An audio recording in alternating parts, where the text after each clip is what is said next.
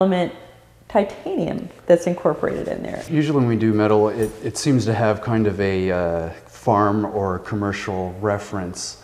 The nice thing, and the titanium is used on a lot of very fine buildings, yes.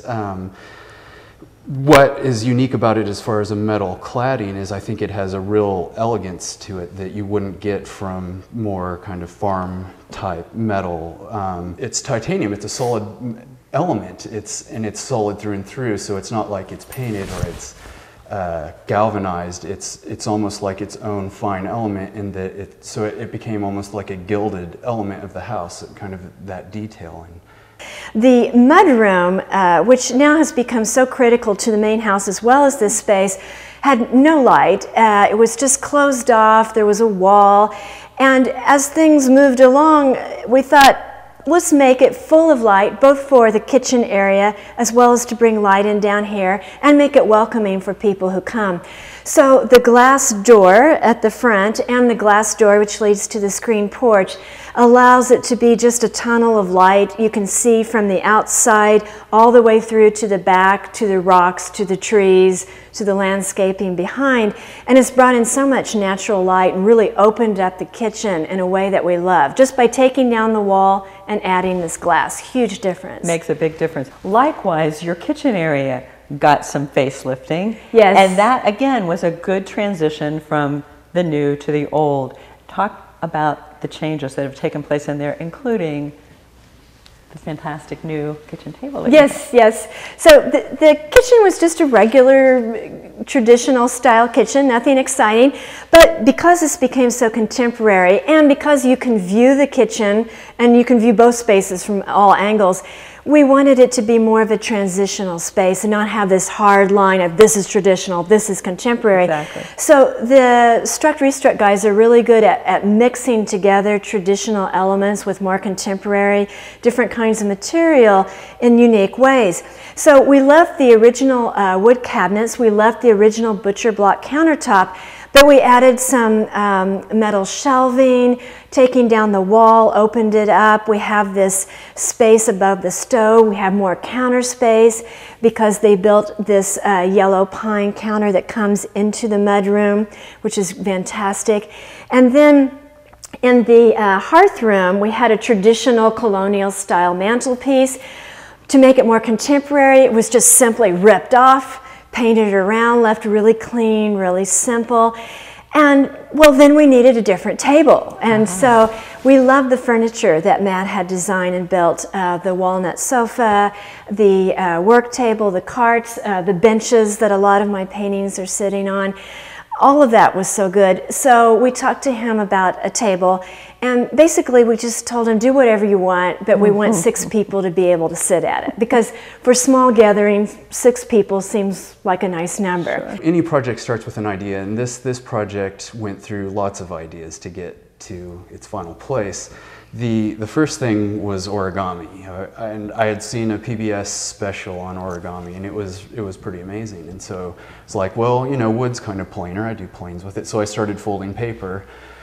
And my initial thing was I wanted it to be a full sheet of paper blown up in scale, and so it'd be folded into something and still represent this kind of piece of paper thing. And then one of the ideas was, oh, a paper airplane. Wouldn't that be sweet if this huge paper airplane were in your house? Like, it didn't belong there at all, but you could use it or whatever. So that didn't necessarily work because whenever a paper airplane lands, the top's all sideways. And so then I think I got into the idea of a discarded idea. Like you're writing something, you crumple it up and you throw it. And so I wanted to do something angular because the wood planes kind of lend itself to that. So I was focusing on angle joinery, and so it was kind of like, okay, it's this big discarded idea. It's just folded up.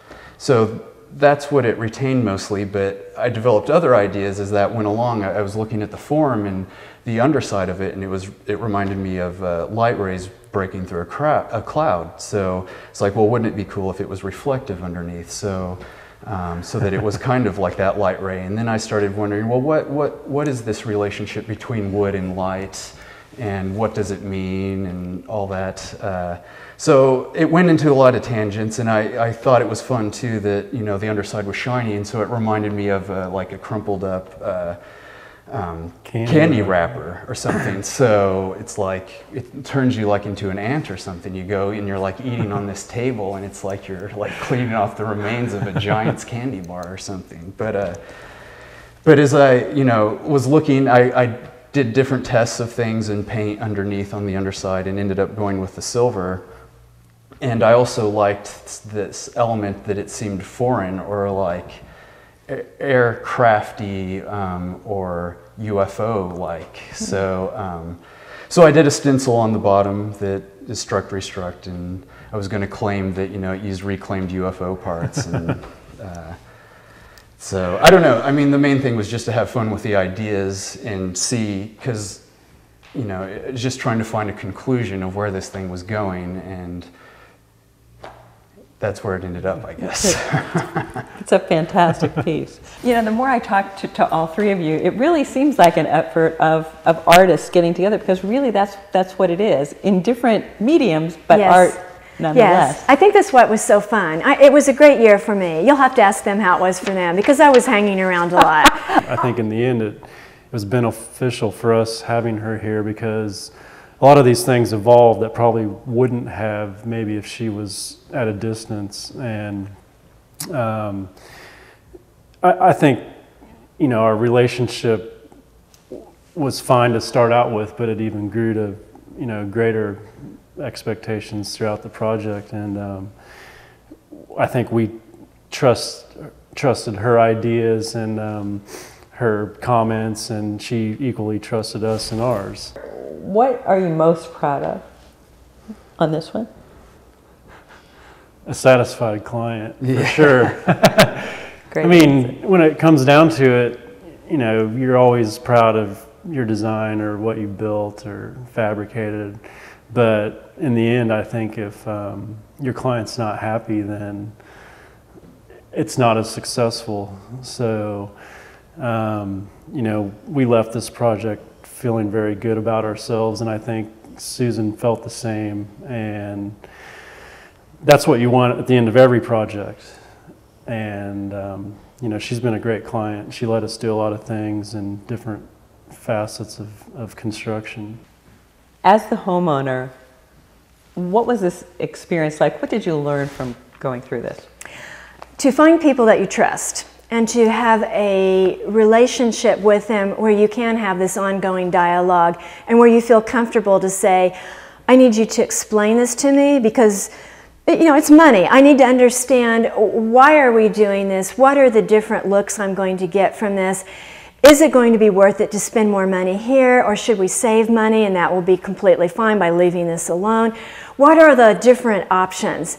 And I just feel very, very lucky that we found a group where there was this kind of fit. And they're very easygoing, but they're very knowledgeable. They have a lot of experience, and they take a lot of pride in their work, and they want to do innovative, very creative work. They don't want to do just a typical kind of remodeling job or house addition kind of job. They really wanted to know what our needs were, what our preferences were, where we might be willing to go to create a very, very distinct look that we'd be happy with.